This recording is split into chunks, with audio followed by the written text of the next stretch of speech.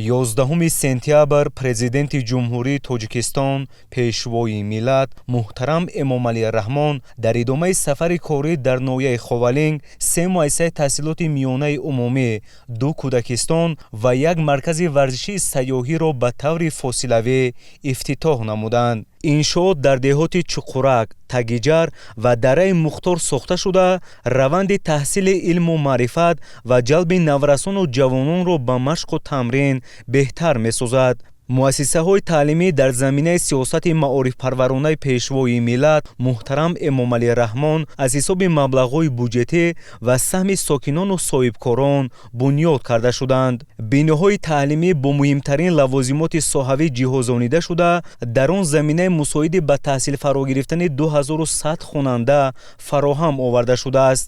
муассисаи таҳсилоти миёнаи умумӣ рақами 5 баъди навсозии куллӣ дар шаҳраки Мунк бо тарҳу услуби муосир аз ҷониби соҳибкори ватанӣ Зафар Сафаров сохта шудааст. иншоот дорои 34 синфхона буда, барои ба таҳсил фаро гирифтани 1300 хонанда дар 2 баст пешбинӣ шудааст. муассисаи таҳсилоти миёнаи умумӣ рақами 31 воқеъ дар деҳаи Таги ҷари ҷамоати деҳоти Ҷонбахт 10 синфхона, хонаи омӯзгор ва дигар иншооти ёрирасон дорад, ки аз ҷониби муассисаи давлатии дирексияи сохтмони иншооти ҳукуматии дастгоҳи иҷроияи президенти ҷумҳурии Тоҷикистон бунёд шудааст.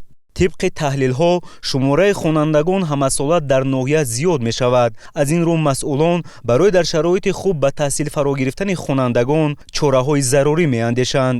бунёд ва мавриди истифода қарор додани муассисаи таҳсилоти миёнаи умумӣ рақами 10 дар деҳаи Чуқураки деҳоти Ҷонбахт дар идомаи ҳамин иқдому тадбирҳо амалӣ гардидааст.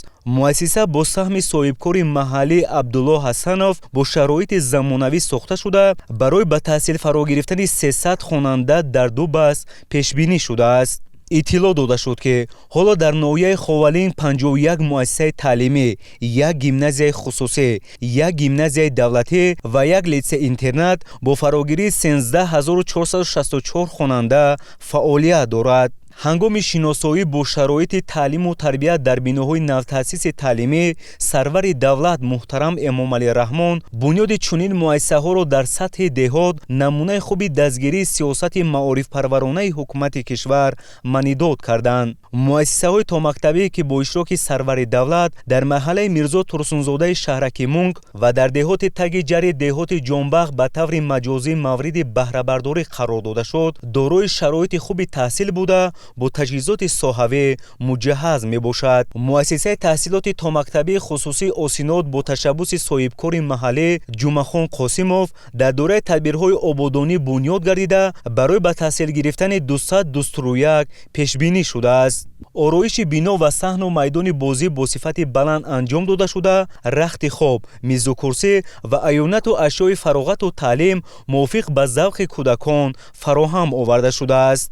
муассисаи таҳсилоти томактабӣ рақами 2 шараф дар деҳаи Таги ҷар бо фарогирии 500 кӯдак ба истифода дода шуд. муассиса бо тамоми лавозимоти зарурӣ таъмин буда, дар баландбардоштани ҳисси ватандӯстии кӯдакон замина мегузорад. пешвои миллат муҳтарам Эмомалӣ Раҳмон иқдоми мазкурро намунаи ибрат гуфта, масъулонро ба таълиму тарбияи насли наврас дар рӯҳияи ватандӯстию хештаншиносӣ роҳнамоӣ карданд. дигар иншоот маркази варзишии сайёҳӣ дар деҳаи Дараи Мухтор, ки аз ҷониби роҳбари давлат фосилавӣ кушода шуд, ба ташаккули тарзи ҳаёти солим замина мегузорад. иншоот ба истиқболи ҷашни бузурги миллии 35-солагии истиқлоли давлатӣ аз ҷониби соҳибкорони ватанӣ Исмоил Садиров ва Фазлиддин Кенҷаев бунёд шуда, баъд аз ба фаъолият оғоз намудани он 20 сокини маҳаллӣ бо кор таъмин мешаванд. маҷмӯаи мазкур аз 2 ошиёна ва таххона иборат буда, дар як вақт ба зиёда аз 100 ҷаҳонгард метавонад хизмат расонад. бунёди иншооти варзишию сайёҳӣ дар ин мавзеъ ба рушди соҳа, таъмини сокинон бо кор ва беҳсозии сатҳи иҷтимоии аҳолӣ замина мегузорад.